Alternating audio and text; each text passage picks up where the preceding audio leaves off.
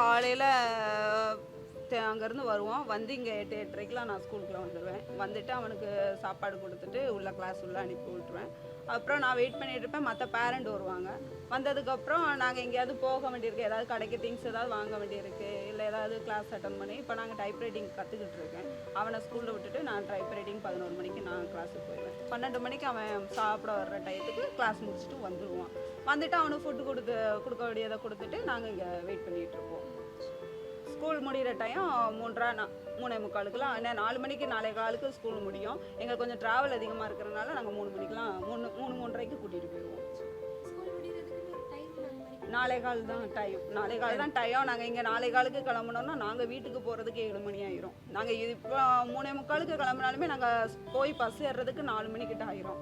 4 மணி ஆயிடுச்சுன்னா நாங்கள் ஊருக்கு போகிறதுக்கு 6 மணி ஆகும்.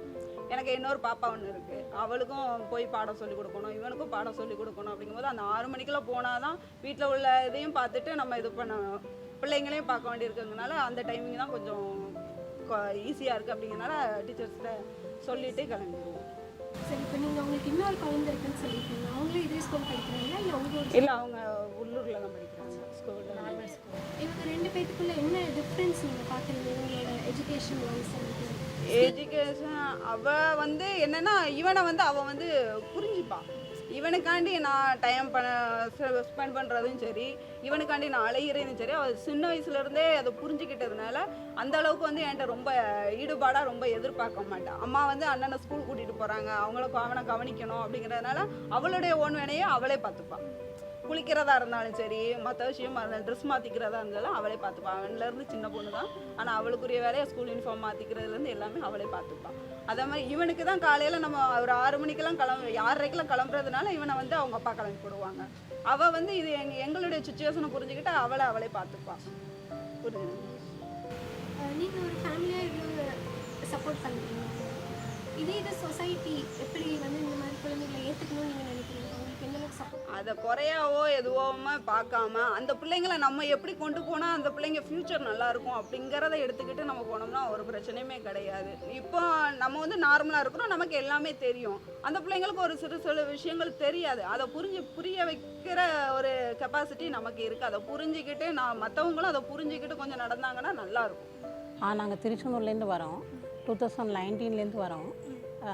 5th தான் நாங்கள் இங்கே ஜாயின் பண்ணாங்க. அப்புறம் இப்போ வந்து 10th முடிச்சுட்டான் லாஸ்ட் இயர். இப்போ +1 படிக்கிறான். 10th நல்லா மார்க் எடுத்திருக்கான். ஆமாம். 11th வந்து இது காமர்ஸ் குரூப் எடுத்துருக்கான். ஆமாம், commerce, accountancy, employment skills and Tamil, அப்புறம் இது படிக்கிறான்.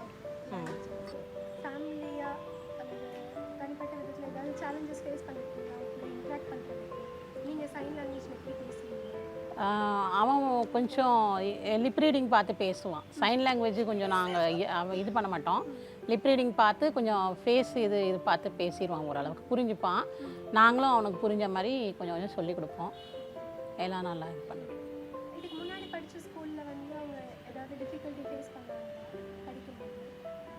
அதெல்லாம் ஒன்றும் இல்லை. இவன் நார்மலாக தான் எல்லாமே அவங்க சொல்கிறபடி கேட்டு கீழ்ப்படிஞ்சு இது பண்ணிக்கிடுவான். ஒன்றும் பிரச்சனை இல்லை.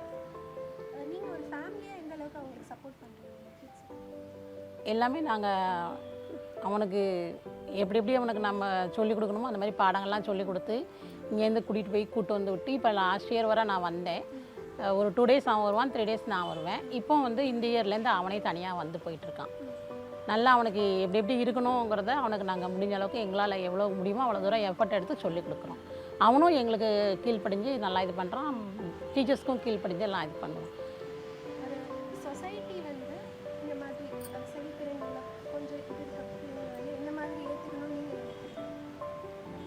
இதை வந்து குறையாக நம்ம நினைக்கக்கூடாது. கண்டிப்பாக முதல்ல இது வந்து நமக்கு கிஃப்ட்டு சைல்டுன்னு நினச்சோன்னா நல்லபடியாக நம்ம அச்சீவ்மெண்ட் பண்ணி வரலாம். யார் என்ன சொன்னாலும் நம்ம காதில் வாங்கக்கூடாது. முதல்ல நம்ம அவனை வளர்த்து ஆளாக்கி நல்லா முன்னுக்கு கொண்டு நிப்பாட்டணுங்கிறதுல மோட்டிவேஷனாக இருக்கணும். முதல்ல அது மாதிரியே நம்ம இருந்துட்டோம்னா நல்லா கொண்டு வரலாம். பயப்படாமல் நம்ம கொண்டு வந்துடலாம். ஒரு பிரச்சனை இல்லை.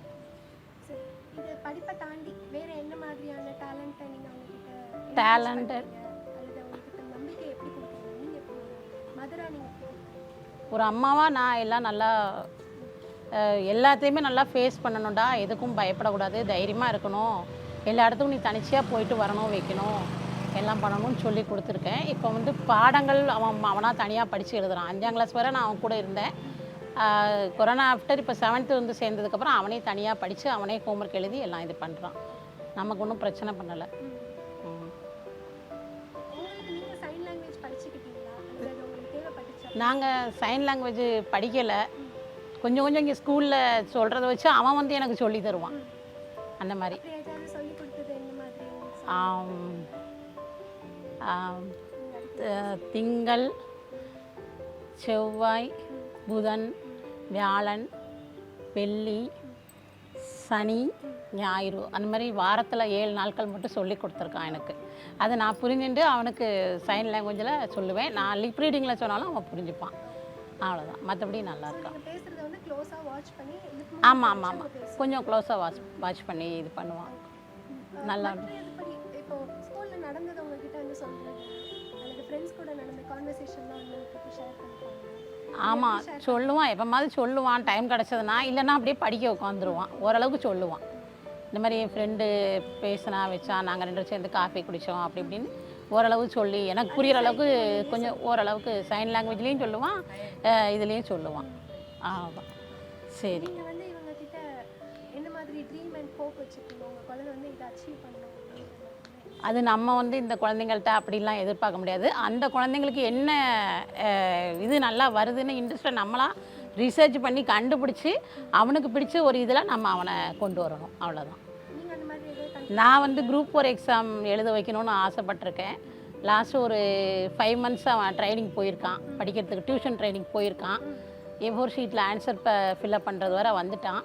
இப்போ திடீர்னு 45 days ஆஃப்டர் இங்கே கொண்டு சேர்த்துருக்கேன் ஸ்கூலுக்கு. +1 ஜாயின் பண்ணியிருக்கான். லேட்டாக தான் வந்தேன். அங்கே போனதுனால இங்கே லேட்டாக தான் வந்தேன். அதனால் இந்த +2 முடிக்க விட்டு குரூப் 4 எழுத வைக்கணும்னு ஆசை. இந்த கேட்டகரியில் நம்ம டெஃப் அண்ட் டம் பிள்ளைங்க ஸ்டூடெண்ட்ஸு நிறைய எழுதின மாதிரி நான் கேள்விப்படலை. ஐவிஷன் ஸ்டூடெண்ட்டு நிறைய எழுதிருக்காங்கன்னு இப்போ கேள்விப்பட்டேன். ஸோ அதனால் இதில் வேணால் நம்ம நுழைச்சி விடலான்னு ட்ரை பண்ணிகிட்ருக்கேன். அவனுக்கும் சொல்லியிருக்கேன், எனக்கு பிடிக்கும்னு அவன் சொல்லியிருக்கான். அதுக்கப்புறம் நம்ம பார்த்துட்டு சாமி விட்டது அவ்வளோதான். நம்ம பயப்படாமல் நம்ம அவனை இதையும் கடந்து போக வேண்டியதான். நம்ம இவ்வளோ மோட்டிவேட் பண்ணுற ஒரு பார்க்கும்போது இது ஒரு குறையாக பார்க்காம இதில் எந்த மாதிரி அவங்க ஆமாம், பண்ண முடியும்? சேலஞ்சுடு பேசன் தான் இந்த குழந்தைங்க எல்லாருமே. எல்லாரும் நல்லா வருவாங்க கண்டிப்பாக. ஒவ்வொருத்தருக்கும் ஒரு திறமை உண்டு. சரி, தேங்க்யூ.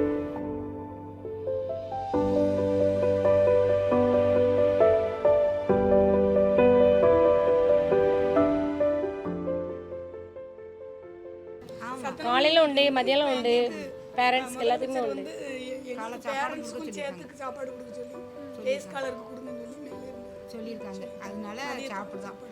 சரி, என்னத்தையாவது பசிக்காத சாப்பிடுதாங்க. எல்லா மக்களும் சாப்பிடுவாங்க. நாங்கள் மேக்ஸிமம் அப்படியே இங்கே அவங்க பசங்களுக்கு வேங்காமல் இருக்கக்கூடாது அப்படின்னு சாப்பிடுவோம். ஏன்னா வரிசையில் இருந்து நம்ம பிள்ளைங்களும் வாங்கி சாப்பிடணும் அப்படிங்கிறதுக்காண்டி வாங்கிட்டு வந்து சாப்பிடுவோம். கூட உட்காந்து சாப்பிடுவோம். ஒன்றா வந்து பிள்ளைகளோட வச்சு சாப்பிடுவோம். வீட்லேயே கொஞ்சம் ஏதாவது கொண்டு வந்து கொடுவோம்.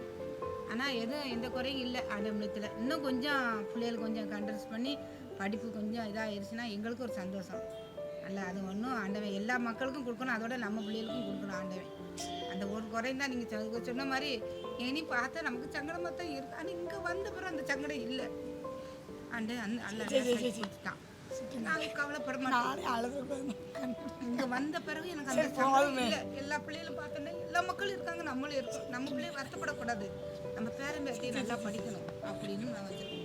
பிள்ளைங்க ரொம்ப பாசமாக இருப்பாங்க, நல்ல பாசமாக நல்ல இதாக ரொம்ப அன்பாக இருப்பாங்க. வீட்லேயும் சரி ஒற்றுமை ஒரு குடும்பம் கணக்கத்தான். நாங்கள் இப்போ 20 பேர் இருக்கோம்னா ஒரு குடும்பம் கணக்கத்தான் இருக்கும். யாருக்கும் ஒருத்தருக்கு ஒருத்தர் ஒன்று ரேச ஒரு தலைவலிச்சாலும் கூட தாங்க மாட்டாங்க.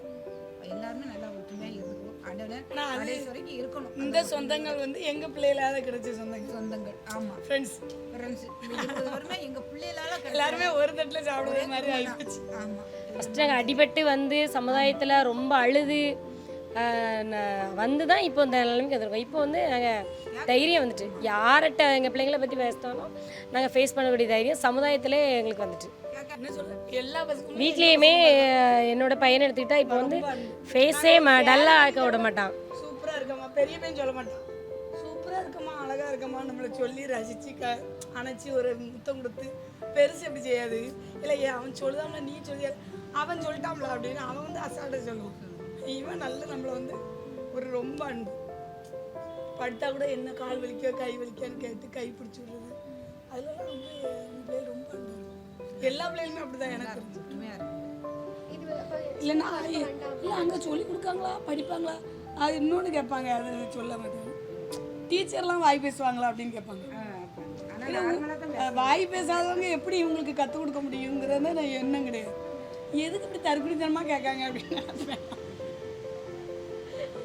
இல்லை முக்கால்வாசியார் அப்படி தான் இருக்காங்க. நீ கூட்டு போவியோ சும்மா இருப்பியோ அங்கே அப்படின்னு கேட்பாங்க. அது தேவையில்லாத வேலை. இல்லை இல்லை சும்மாலாம் இருக்க மாட்டேன் படுத்து கிடப்பேன் அப்படின்னு கடவுள் வந்து நமக்கு வந்து பிள்ளைய வந்து ஒரு இது இல்லாமல் கொடுக்க மாட்டாங்க. இந்த பேரண்ட்டுக்கு இந்த பிள்ளைய கொடுக்க மாட்டாங்க. நாங்கள் பார்த்துக்கிடுவோம். கடவுள் கொடுத்த கிஃப்ட். நாங்கள் சொல்ல போனால் என்னோட பையன் எனக்கு கடவுள் கொடுத்த ஜீசஸ் கொடுத்த gift தான்.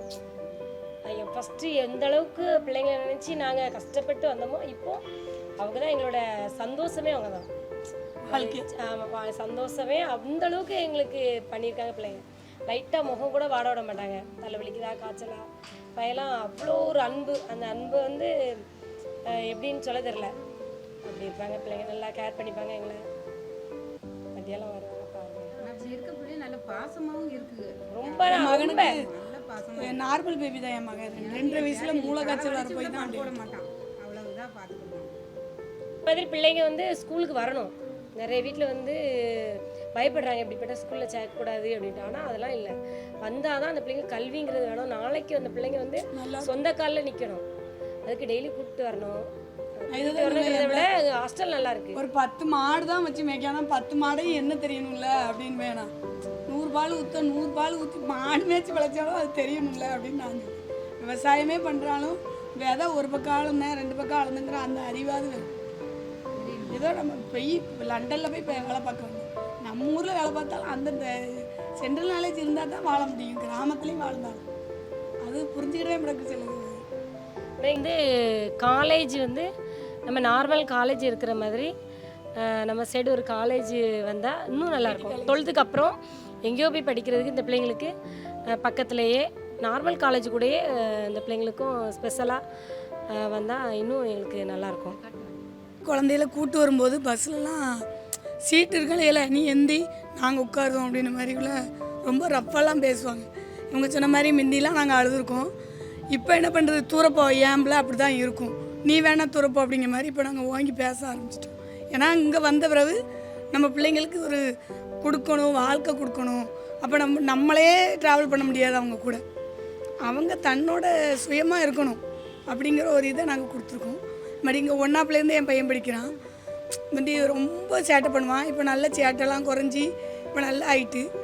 அதே மாதிரி நிறைய பேரண்ட்ஸை பார்த்தாலும் நாங்கள் சொல்லுவோம். நீ எவச்சியாக கேட்பாங்க இந்த ஸ்கூலில் தான் சேர்க்கணுமா வேறு ஸ்கூலே கிடைக்கலையா உங்களுக்கு அப்படின்லாம் கேட்பாங்க.